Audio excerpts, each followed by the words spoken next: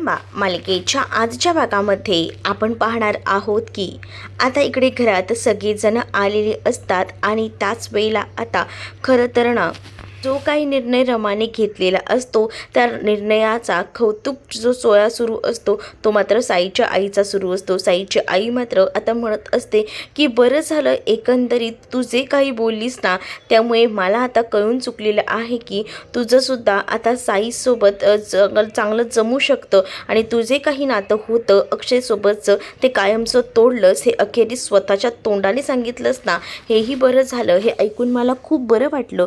हे देखील आता साईची आई बोलत असते आणि या सगळ्या गोष्टी जेव्हा रमा ऐकते तेव्हा रमाला खूप जास्त त्रास होत असतो आणि त्यामुळे रमा आता शांतच राहत असते। रमाला जेव्हा या सगळ्या गोष्टी जेव्हा ती अक्षयला बोललेली असते ना तेव्हा तिला ज्या वेदना झालेल्या असतात त्या फक्त तिलाच कळत असतात, पण दुसरीकडे मात्र आता साईच्या आईला तिचं हे वागणं आवडलेलं असतं। साईची आई तर तिकडनं देवाचे आभार वगैरे मानून निघून गेलेली असते आणि त्याच वेळेला मात्र आता रमा मात्र विचार करत असते। तर रमाला आता अण्णा देखील समजवतात आणि अण्णाही म्हणतात तू जे काही बोललीस ते मनापासून बोलली असशील तर ठीक आहे, पण आज तू जे काही मुकादमांच्या इथे बोलून आलीस त्यामुळे आता या सगळ्याचे परिणामसुद्धा माहिती आहेत ना तुला काय होणार आहेत ते, असं देखील आता इकडे अण्णा जे आहेत ते रमाला सांगून समजावू लागतात। पण आता रमाने काहीतरी मनावर काळजावर अगदी दगड ठेवून एखादा निर्णय घेतात ना तसाच निर्णय ना घेतलेला असतो आणि त्यामुळेच ना रमाला आता या सगळ्या गोष्टींना नाही सहन होत असत, म्हणून रमा आता मात्र विचारत असते आणि त्यामुळे विचारत असलेल्या रमाला अण्णा चांगलाच आता समज देतात आणि अण्णा जेव्हा चांगली समज देतात तेव्हा कुठे जाऊन आता बरं वाटू लागतं। इकडे मात्र आता पाहायला मिळतं अण्णांना जेवढं समजवता येईल तेवढं अण्णांनी समजवलेलं असतं आणि अण्णा समजावून तिकडनं निघून जातात। जसे अण्णा तिकडनं समजावून निघून जातात ना तेव्हा मात्र आता इकडे तिकडे लक्ष जातं आणि जेव्हा अण्णाही गेलेले असतात तेव्हा मात्र आता साई रमाशी बोलत असतो। त्यावेळेला रमाला तो म्हणत असतो की तुमच्या मनाची घालमेल काय सुरू आहे ती जरा मला सांगाल का, म्हणजे नेमकं तुम्हाला काय हवं आहे ते।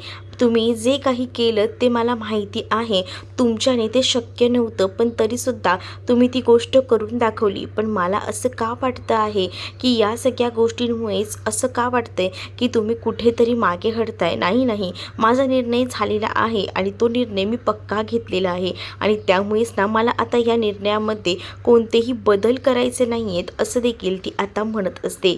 बदल करायचे नाही आहेत म्हणजे नेमके काय बदल करायचे नाही आहेत ते तरी मला सांगाल का, म्हणजेच आता आपलं लग्न ठरलं आहे आणि जर अक्षयचं सुद्धा स्वरासोबत लग्न ठरलेलं असेल तर उत्तमच आहे, चांगली गोष्ट आहे, त्यांचं लग्न होतंय ते, म्हणूनच तर आज मी त्यांना बोलून आले की आपली ही भेट शेवटची होती म्हणून आणि मी तसंच करणार आहे। मग साई तिला विचारतो नेमकं तू काय करणार आहे, तर मी 5 गणी आता सोडून बाहेर जाणार आहे, थोडं लांब जाणार आहे, असं देखील आता ती म्हणू लागते। त्यावर साई तिला समजावत असतो आणि आता मला सोडून कुठेही जाऊ नकोस असं तो तिला सांगत असतो, पण तीही सुद्धा आता म्हणत असते की मी खूप जास्त मेहनत करून हा निर्णय घेतलेला आहे, आपण इथपर्यंत पोचलेलो आहोत आणि आता मला माघार घ्यायची नाही आहे आणि त्याचसाठी मी तुम्हाला सांगते, ऐका माझं समजून घ्या, मला 5 गणीला राहता येणार नाही, स्वराचं अक्षयचं लग्न होऊन जाऊ द्या मग मी पुन्हा येईन, असं देखील आता रमा ही साईला सांगून समजावत असते। पण साईला रमाचं हे वागणं पटतही नसतं आणि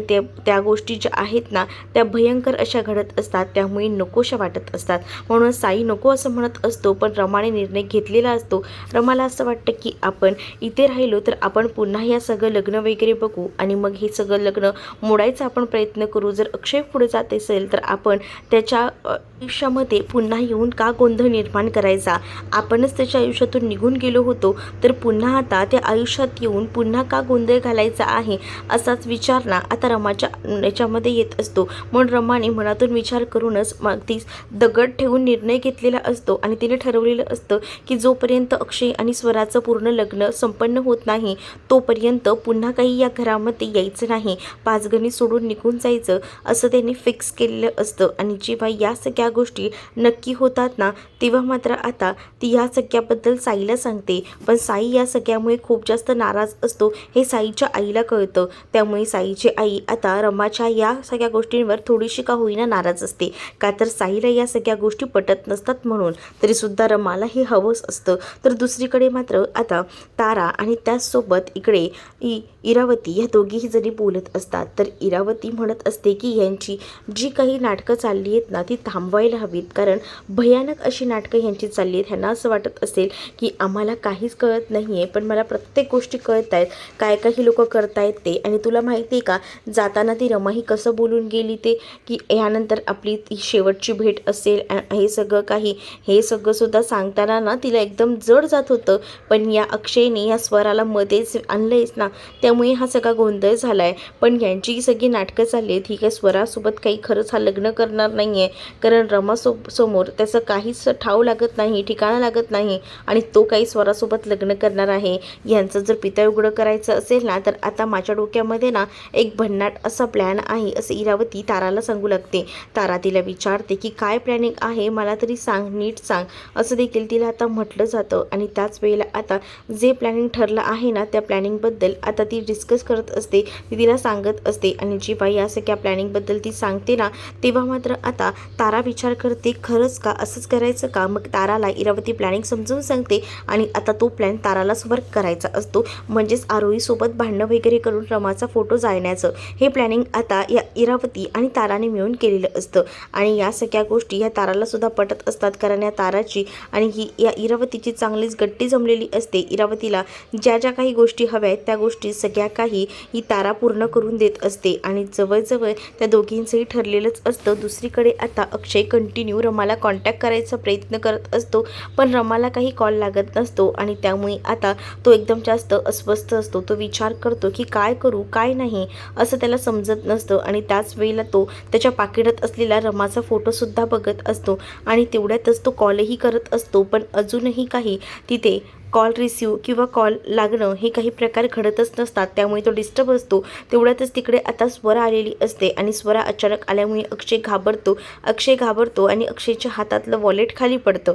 त्यातला तो फोटो रमाचा जो आहे तो स्वराला दिसतो आणि मग आता स्वराला समजतं की अक्षय नक्कीच रमाला मिस करत होता आणि तेवढ्यातच मी इथे आलेली आहे ही गोष्टसुद्धा आता कळून चुकलेली असते. आणि त्यानंतर मात्र आता स्वरा अक्षयला म्हणत असते की आता ना आपण लगेचच जाऊया तिच्याकडे, काय झालं तू जास्त मिस करतोयस का तिला, आपण एक काम करूया, आपण जाऊया आणि सगळ्या गोष्टींचा आढावा घेऊया, काय आहे काय नाही. आणि मी तर ठरवलं आहे की काही झालं तरीसुद्धा आज तिला विचारायचंच की कसं काय करणार आहेस तू, म्हणजे तू कुठून साड्यांची खरेदी केली आहेस आणि या सगळ्या गोष्टी, मग मलाही तिच्यासारख्या साड्या सेम घेता येतील ना, असंही आता म्हटलं जात असतं. आणि जेव्हा या सगळ्या गोष्टी बोलल्या जातात ना तेव्हा मात्र आता एक गोष्ट तुला सांगायची राहिली, थांब. आणि असं बोलून तिच्याकडे असलेला तिचा फोटो हा अक्षयला देते आणि म्हणत असते की आधी ना एक काम कर, हा फोटो बदली कर पाकिटातला.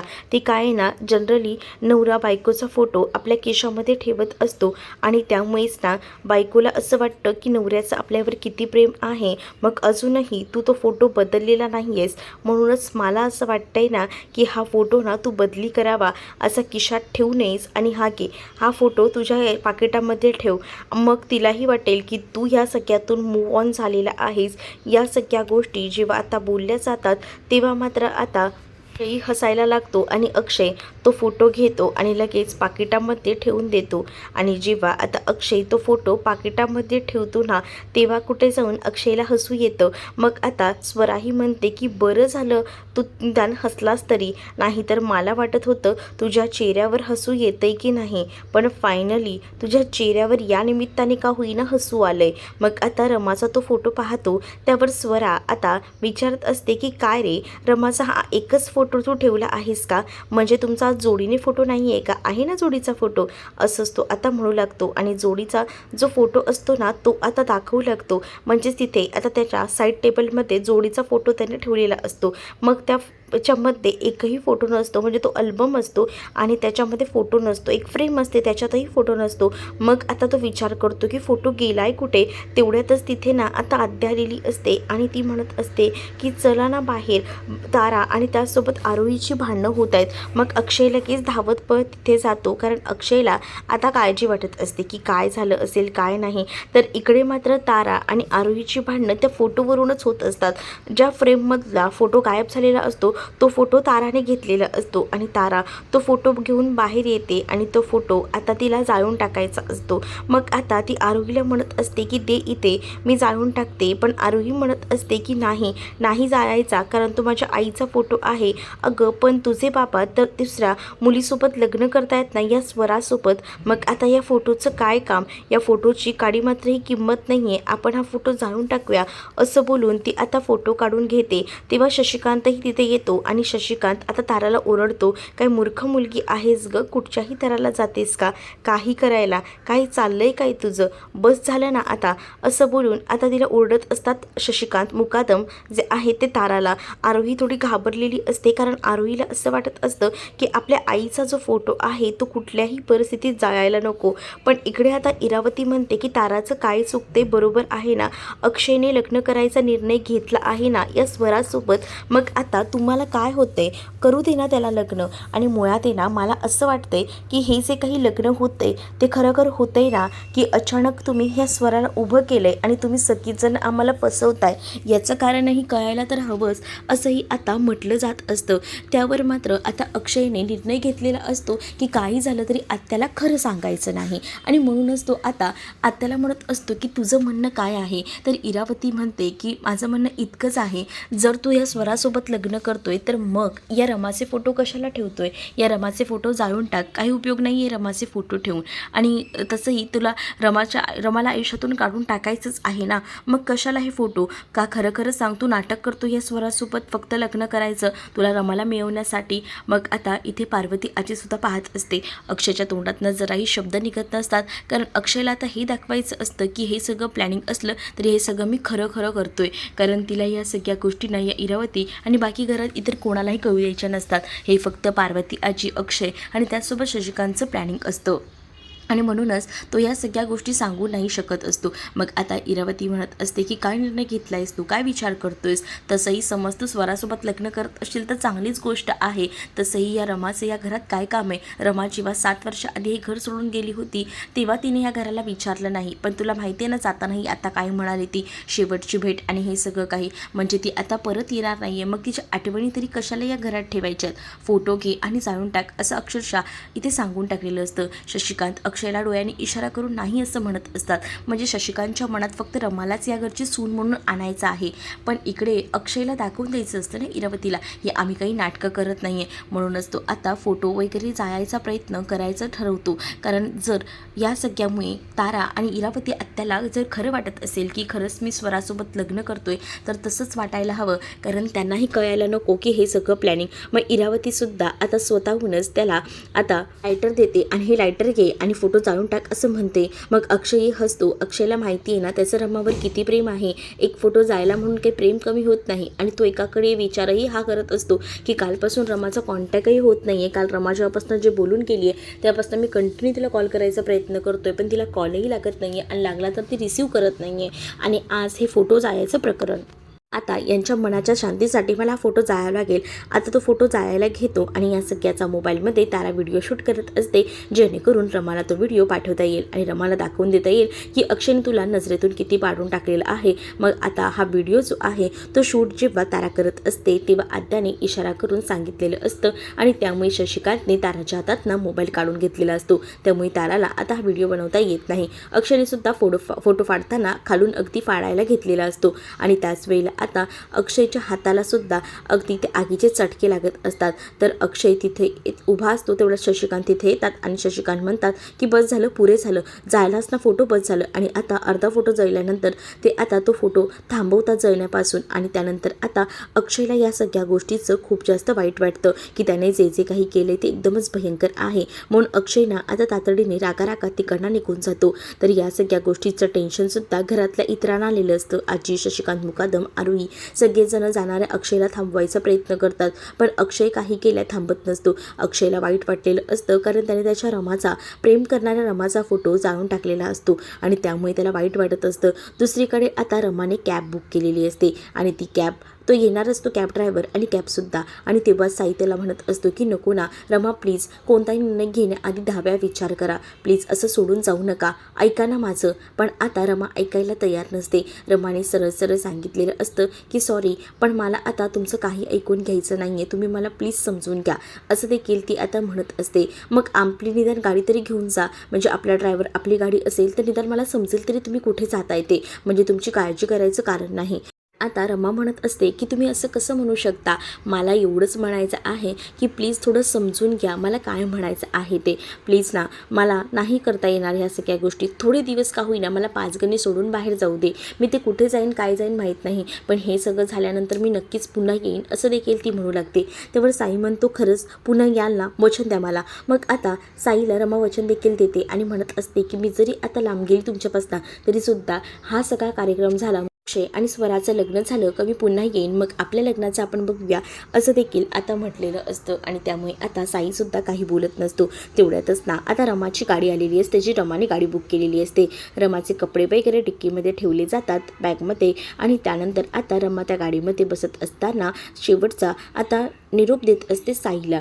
आणि तेव्हाच ना साई तिला म्हणत असतो की चला पण व्यवस्थित स्वतःची काळजी घ्या. साईच्या मोबाईलवर आता अक्षयचा कॉल येत असतो, पण अक्षयचा कॉल आता रमाला दिसतो. रमा आता साईला सांगत असते की बिलकुलही कॉल रिसीव्ह करू नका, मला आता त्या माणसाचं तोंडही बघायचं नाही, त्याचं नावही बघायचं नाही आहे, प्लीज समजून घ्या. आणि त्यानंतर आता साईसुद्धा अक्षयचा फोन कट करतो. कंटिन्यू अक्षय कॉल करत असतो. त्याला असं वाटतं की रमा कॉल रिसीव्ह करत नाही आहे, निदान आता आपण साईशी तरी बोलून घ्यावं, म्हणजे ती काय करते काय नाही ते ठीक तर आहे ना, या सगळ्याची विचारपूस निदान आपण करावी असं त्याला वाटत असतं. पण इकडे मात्र आता साई जो आहे तो फोनसुद्धा रिसीव्ह करत नसतो. तर इकडे आता अक्षय त्याच दिशेने यायला निघालेला असतो, तर त्याला साई रस्त्यातच दिसतो. साई जसा त्याला रस्त्यात दिसतो तसा गाडी टर्न मारून पुन्हा एकदा साईकडे तो येऊन पोहोचलेला असतो. साई जो आहे तो फोनवर बोलत असतो. तेवढ्यातच त्याला आता इकडे समोरून येताना अक्षय दिसतो. अक्षय आता साईकडे येऊन थांबतो आणि रमा कुठे आहे असं विचारतो. तर त्यावेळेला साई म्हणतो की रमाबद्दल मला का विचारताय, आणि तसंही तुम्हाला माहिती आहे काल तिने तुमच्यासोबत असलेले सगळे संबंध तोडले आहेत, मग आता तुमचं रमाकडे काय काम आहे, असं देखील साई म्हणत असतो. तर अक्षय म्हणतो की माझं काम आहे, मला प्लीज सांग की कुठे आहे रमा, मला रमाशी कॉन्टॅक्ट करायचा आहे, रमा माझे कॉलही रिसीव्ह करत नाही आहे, असं देखील अक्षय आता साईला सांगू लागतो. त्यावर साई आता अक्षयला सांगत असतो की रमा आता तुम्हाला भेटणारही नाही, तसंही आता तुम्ही लग्न करताय, तुम्ही तुमच्या आयुष्यात सुखी आहात ना, मग आता उगाच तिच्या आयुष्यामध्ये का इंटरफेअर करताय, आणि म्हणूनच ती थोडे दिवसासाठी का होईना पाचगणी सोडून गेलेली आहे, तिला आता इथे राहायचं नव्हतं म्हणूनच ती पाचगणी सोडून गेली आहे, असं देखील आता साई जो आहे तो अक्षयला सांगतो. अक्षयला जेव्हा या सगळ्या गोष्टी समजतात तेव्हा अक्षयला धक्का बसतो. अक्षय विचार करतो की नाही, माझी रमा मला सोडून जाणार नाही, म्हणूनच अक्षयला टेन्शन येतं. साई तर तिकडनं निघून जातो, पण अक्षयने विचार केलेला असतो की काही झालं तरी रमाला शोधून काढायचं, आणि यासाठी तो आता आपली गाडी सुसाट घेऊन तिकडनं जातो, कारण त्याला आता रमा कुठे गेली असेल काय गेली असेल ह्या सगळ्याचा शोध घ्यायचा असतो. कारण त्याचं मन मानायला तयार नसतं की रमा आपल्याला सोडून गेली. त्याला आता 7 वर्षापूर्वीचे दिवस आठवतात की रमा जेव्हा त्याला सोडून गेली होती तेव्हा रमा त्याला कुठेच सापडली नव्हती. तर त्यानंतर मात्र आता रमा गाडीने जात असताना तिला झोप लागत असते.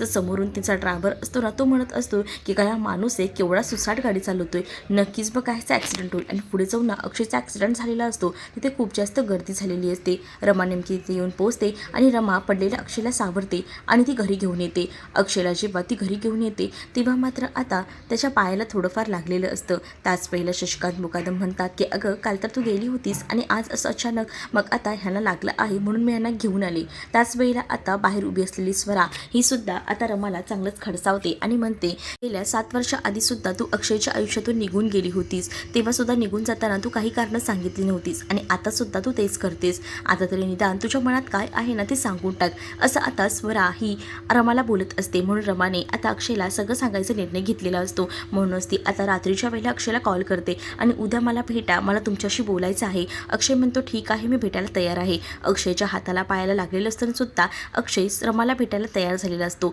पण रमा आता पुन्हा ठरवते की अक्षयला आता भेटायचं ते शेवटचं, आणि असं बोलून ती आता फोन ठेवते. तर तुम्हाला हा भाग कसा वाटलाय हे नक्कीच मला कमेंट करून सांगा, आणि अशाच नवनवीन भागांसाठी आपल्या चॅनलला सुद्धा सबस्क्राईब करायला विसरू नका. चला तर मग भेटूया पुढच्या भागामध्ये, तोपर्यंत टाटा बाय.